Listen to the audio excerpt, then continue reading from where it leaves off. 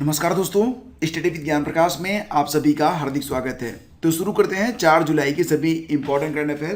पहला क्वेश्चन है, हाल ही में international plastic bag free day मनाया गया। International plastic bag free day मनाया गया। कब मनाया गया? 3 जुलाई को मनाया गया। ये तस्वीर आप देखिए, और ये हालत सिर्फ एक देश एक शहर की नहीं है, सारी दुनिया की ये हालत है।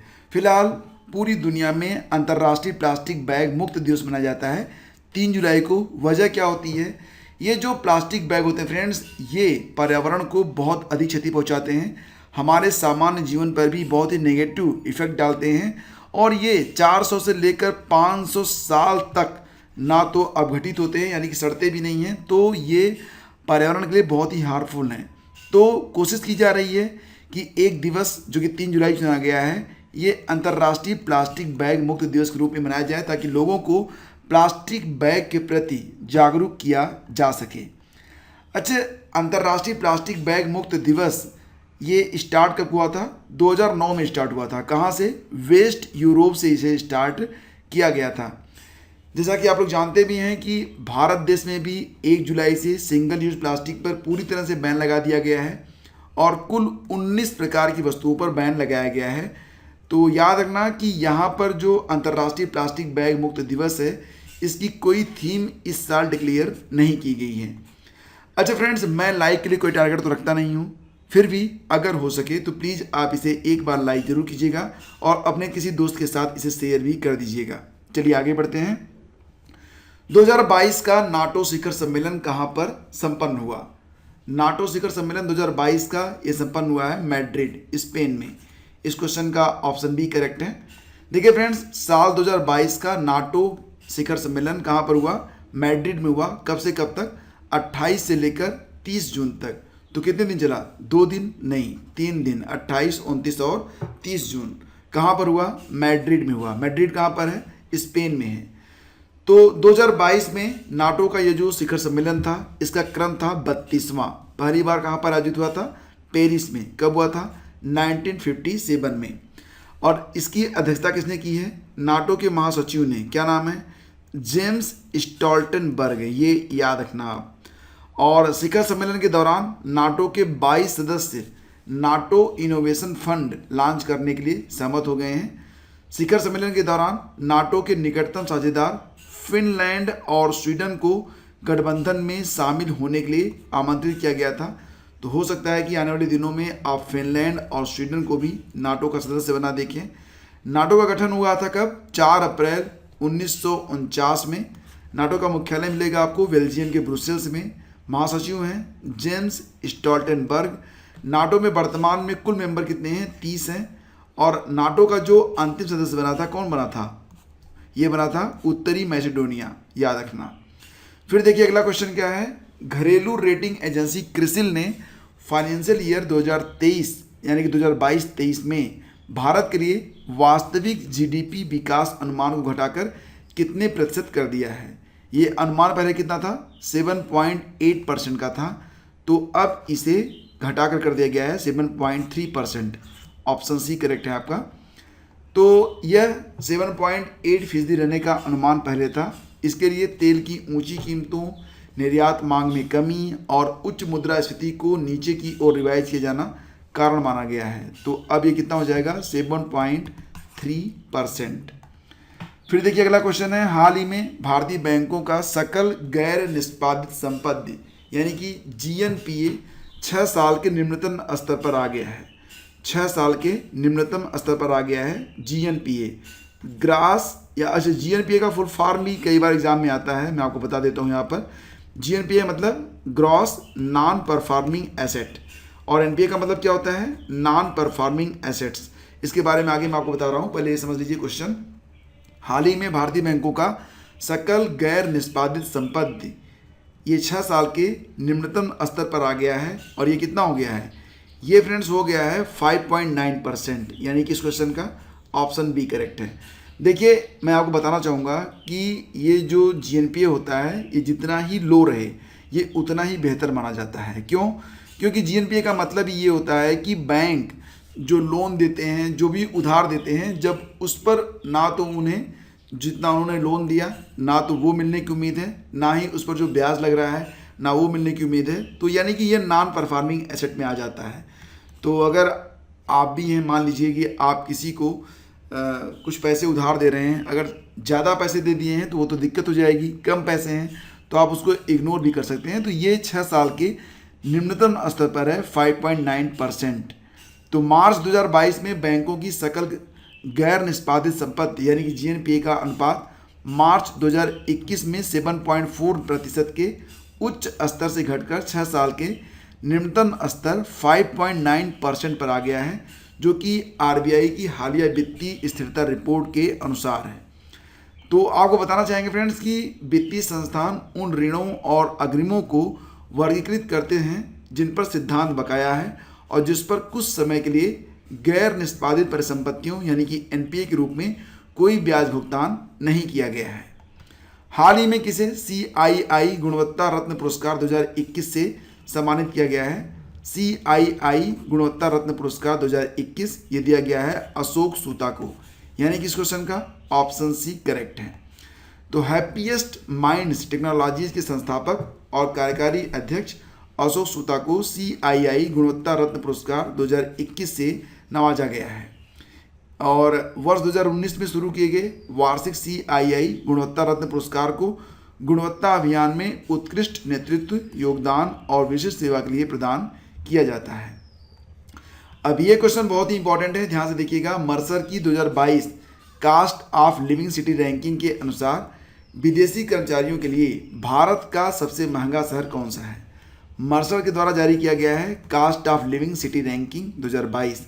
इसके मुताबिक विदेशी कर्मचारियों के लिए भारत का सबसे महंगा शहर है मुंबई। ऑप्शन सी आपका करेक्ट है। दूसरे स्थान पर सबसे महंगा शहर होगा दिल्ली। आपको बता दें यहाँ पर कि मर्सर की 2022 cost of living city ranking के अनुसार भारत का मुंबई शहर रहने के लिए पूरी दुनिया में 127वां सबसे महंगा शहर है। उसके बाद दिल्ली का स्थान है। दिल्ली दुनिया का 155वां सबसे महंगा शहर है। तो ये जो इंडेक्स जारी किया गया फ्रेंड्स, ये किसके लिए है? ये विदेशी जो आते हैं भारत में उनके रहने के मुताबिक इसे जारी किया गया है।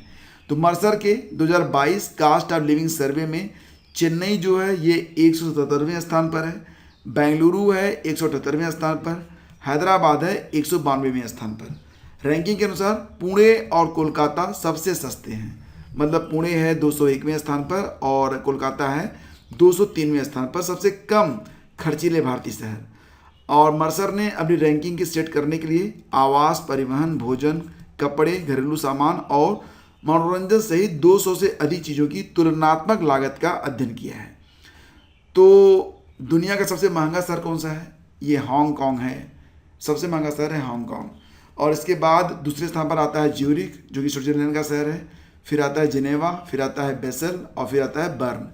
ये जो बाकी के 4 शहर हैं ये स्विट्जरलैंड के हैं और ये 5 शहर हांगकांग, ज्यूरिख, जिनेवा, बेसल और बर्न ये दुनिया के सबसे महंगे शहरों में हैं।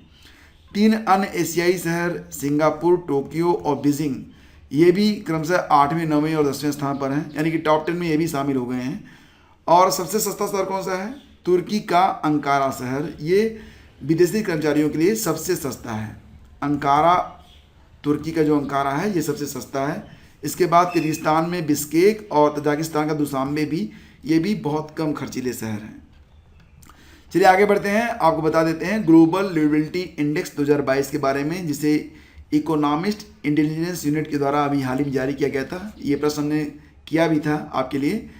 तो ग्लोबल लिविबिलिटी इंडेक्स, इसको क्या कहते हैं? ग्लोबल लिविबिलिटी इंडेक्स 2022 के मुताबिक सबसे अच्छा शहर रहने योग्य है वियना, ऑस्ट्रिया की राजधानी वियना, फिर कोपेनहेगन और फिर Zurich. Delhi global liveability index GLI में है 112वें स्थान पर, मुंबई है 117वें स्थान पर। जुलाई 2022 में टेस्ट मैचों में 1 ओवर में सर्वाधिक रन बनाने का विश्व रिकॉर्ड किसने तोड़ा है? प्रश्न बहुत ही इंपॉर्टेंट है। कोई भी पेपर सेटर होगा तो इस प्रश्न को, अगर उसे जरा सा भी क्रिकेट, यकीन मानिए अगर उसे जरा सा भी क्रिकेट का शौक है तो ये क्वेश्चन तो आपके पेपर में आया।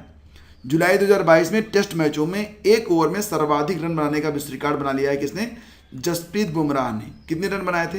कुल मिला के 35 रन। 29 रन तो उन्होंने बनाए थे सीधे सीधे, यानी कि अपने बैट से ठुकाई करके। बाकी के जो रन मिले हैं लगभग इसमें कितने रन बन गए, 6 रन, ये इनको एक्स्ट्रा के तौर पर मिल गए। तो 35 रन इन्होंने बना डाले हैं और इन्होंने 28 रन बनाने का रिकॉर्ड तोड़ दिया है। और ये रिकॉर्ड जो था, जो तोड़ा गया है, ये किसका था? तो देखो फ्रेंड्स, ये जो रिकॉर्ड तोड़ा गया था, आपको बताना चाहेंगे, ये 19 साल पहले ये रिकॉर्ड बनाया गया था। आगे मैं आपको बता रहा हूँ। सबसे पहले तो ये समझिए कि ये क्वेश्चन क्या है। प्रश्न है कि जुलाई 2022 में टेस्ट मैचों में एक ओवर में सर्वाधिक रन बनाने का विश्व रिकॉर्ड तोड़ दिया है जसप्रीत बुमराह ने। इन्होंने कुल मिला के 35 रन लिए हैं, जिसमें 29 रन तो उन्होंने अपने बैट से बनाए हैं, 6 रन उनको एक्स्ट्रा मिले हैं। ये हैं जसप्रीत बुमराह। तो एजबेस्टन टेस्ट मैच में बुमराह ने इंग्लैंड की पहली पारी के दौरान 3 विकेट भी लिए थे। बुमराह करियर के पहले 30 टेस्ट मैच में भारत की ओर से सबसे ज़्यादा विकेट लेने वाले गेंदबाज भी बन गए हैं और ऐसा कर उन्होंने कपिल देव का रिकॉर्ड तोड़ा है। अपने टेस्ट करियर के पहले 30 टेस्ट तक कपिल देव ने कुल 124 विकेट लिए थे। बुमराह ने 30 टेस्ट के करियर में कुल 126 विकेट लिए। और तीसरे स्थान पर कौन है? मोहम्मद शमी हैं। उन्होंने पहले 30 टेस्ट मैच में कुल 110 विकेट लिए हैं। भारत के पूर्व गेंदबाज जवाहर श्रीनाथ अपने करियर के पहले 30 टेस्ट मैच में 101 विकेट लिए थे। इरफान पठान ने पहले जो 30 टेस्ट मैच खेले थे उसमें 100 विकेट लेने का कमाल किया था। इंग्लैंड और भारत के बीच एजबेस्टन में खेले जा रहे 5वें टेस्ट में बुमराह ने 84वें ओवर में स्टुअर्ट ब्राड के ओवर में 35 रन बनाए। बुमराह ने बल्ले से 29 रन ठोककर ब्रायन लारा का 19 साल पुराना रिकॉर्ड तोड़ दिया और लारा ने साउथ अफ्रीका के खिलाफ जोहान्सबर्ग में एक ओवर में 28 रन बनाए थे, तो उनका रिकॉर्ड तोड़ दिया है बुमराह ने। तो बूम बूम बुमराह लोग इसको कह भी रहे हैं। आजकल सोशल मीडिया पे जब बुमराह का नाम आ रहा है तो लोग लिख रहे हैं बूम बूम बुमराह। हाल ही में देश के सबसे युवा विधानसभा स्पीकर कौन बन गए हैं? तो देश के सबसे युवा विधानसभा स्पीकर बन गए हैं राहुल नावेरकर। महाराष्ट्र विधानसभा के स्पीकर हैं ये। इनकी उम्र वर्तमान में 45 साल है। अच्छा, ये जो बाकी के ऑप्शन है बताइए। तो देखो यहाँ पर रंजना प्रकाश देसाई ये अभी प्रेस काउंसिल ऑफ इंडिया की अध्यक्ष बनी है। AP अब्दुल्ला कुट्टी को बनाया गया है हज कमेटी का अध्यक्ष। और इकबाल सिंह लालपुरा को क्या बनाया गया था? अल्पसंख्यक आयोग का अध्यक्ष। ये भी आपको याद होना चाहिए। तो ये हैं राहुल नार्वेकर और आपको बता दें कि 45 साल की उम्र में ये विधानसभा स्पीकर बने हैं। तो केंद्र सरकार ने किस योजना के तहत अपनी जान गंवाने वाले 35 पत्रकारों के परिवारों को वित्तीय सहायता देने के प्रस्ताव को मंजूरी प्रदान की है? इसका नाम है पत्रकार Kalyan Yojana, journalist welfare scheme, JWS। तो इसी के अंतर्गत 35 पत्रकारों में 16 ऐसे पत्रकार भी शामिल हैं इसी में जो कि कोविड के दौरान अपनी जान गंवा चुके हैं। तो इनको जो है अब वित्तीय सहायता प्रदान की जाएगी JWS स्कीम के अंतर्गत। जुलाई 2022 में इजराइल के नए प्रधानमंत्री कौन बने हैं? अच्छा, ये बताइए कि इजराइल के अभी तक जो प्रधानमंत्री थे वो कौन थे? नफ्ताली बेनेट थे। उनके स्थान पर आ गए हैं यायर लैपिड। क्वेश्चन का ऑप्शन डी करेक्ट है। ये हैं यायर लैपिड। तो यायर लैपिड आधिकारिक तौर पर इजराइल के प्रधानमंत्री बन गए हैं। और यायर लैपिड पहले क्या थे? वो एक पत्रकार थे। फिलहाल याद रखना कि यायर लैपिड इजराइल के 14वें प्रधानमंत्री के रूप में सत्ता पर बैठे हैं। हालांकि द टाइम्स ऑफ इजराइल ने बताया है कि लैपिड का कार्यकाल छोटा हो सकता है। 1 नवंबर को होने वाले इजराइल के चुनाव से पहले, यानी कि नई सरकार बनने तक अंतरिम अवधि के लिए वो प्रभारी बनकर जो कार्यवाहक सरकार है उसको संभालेंगे। और इजराइल के राष्ट्रपति कौन है? इसाक हर्जोग हैं। और इजराइल की जो संसद है उसको कहा जाता है नेसेट। तो इसके अलावा जो अन्य प्रश्न हैं उसको भी देख लेते हैं वन लाइनर के रूप में। जुलाई 2022 में NRI world summit 2022 United kingdom में आयोजित हुआ। NRI world summit 2022 United kingdom में किसे शिरोमणि पुरस्कार से सम्मानित किया गया? तो शिरोमणि पुरस्कार मिला है किसको? मिशेल पूनावाला को।